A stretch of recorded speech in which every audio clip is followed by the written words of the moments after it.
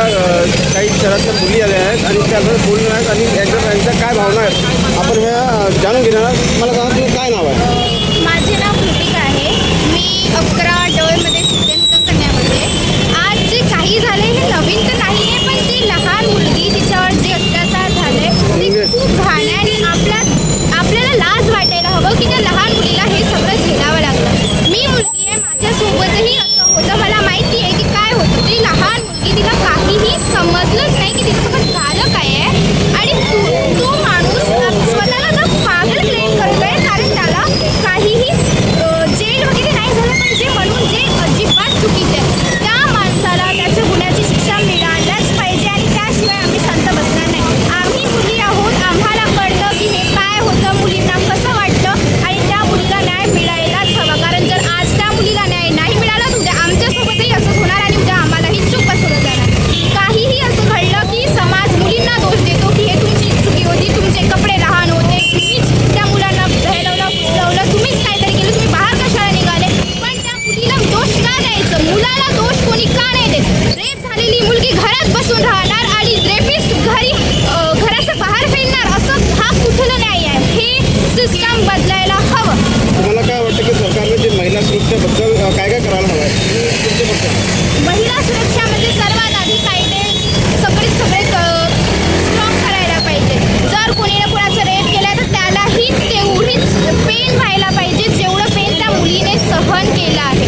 आता त्या मुलाला तुम्ही फाशी देणार जे फक्त 1 मिनिटाचंही त्याला त्रास नाही होणार आणि ती मुलगी जिने तासून तास नाही तर असे नरकासारखं दर जसं महसूस केलं आहे तिने आणि हे बदलायला हवं. जेवढा दुःख जेवढा त्रास तो त्या मुलीला देणार तेवढाच त्रास त्या रेपिस्टलाही व्हायला हवं.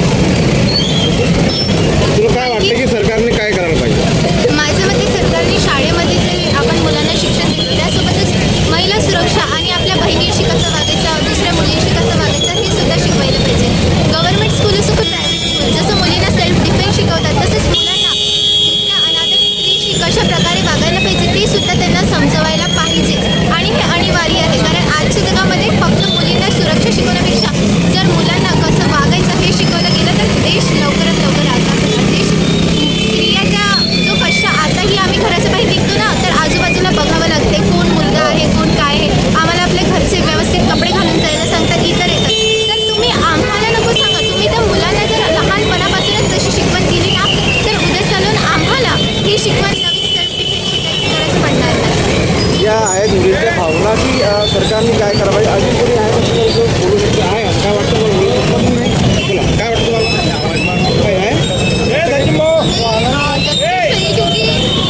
छोटी बच्ची के साथ बहुत बुरा और हम चाहते हैं हम भी सब लड़कियां हैं तो हम समझ सकते हैं मुलाला फाशी आणलीच पाहिजे. तुमच्या काय म्हणणं? आपका क्या कहना है कि सरकार आप यहाँ तो कैसे क्या है? हमें उस लड़की के लिए लगा कि हम भी लड़की हम समझ सकते हैं कि जब हम कहीं बाहर जाते हैं हमें देखा जाता है, हमारे से इतना बुरा हो जाता है. कुछ छोटी सी बच्ची है उसका जो हुआ है वो बहुत है और न्याय मिलना ही चाहिए. या सर्व मुली आहेत आणि यांनी आपल्या भावना सरकारने मुद्दावून व्यक्त केल्या आणि माझ्या खूप सारा जन आंदोलन इथं होत आहे आणि पुण्याच्या पोलीस विभागही मोठ्या प्रमाणात इथं आलेला आहे आणि त्या आरोपीला शिक्षा होण्याची मागणी मोठ्या प्रमाणात होत आहे. 25 वर्षांचा ग्राहकांचा विश्वास. भंडाऱ्यातील विश्वासाचं नाव नक्षत्र jewellers. Hallmark gold jewellery making फक्त 7% सिल्वर मेकिंग 0%, डायमंड ज्वेलरीवर मेकिंग 0%. तसेच उपलब्ध 1 ग्राम गोल्डचे संपूर्ण दागिने. सोनचंपा कलेक्शन नवनवीन ऑफर सोबत आजच भेट द्या. नक्षत्र ज्वेलर्स, गांधी चौक, महाल रोड, भंडारा.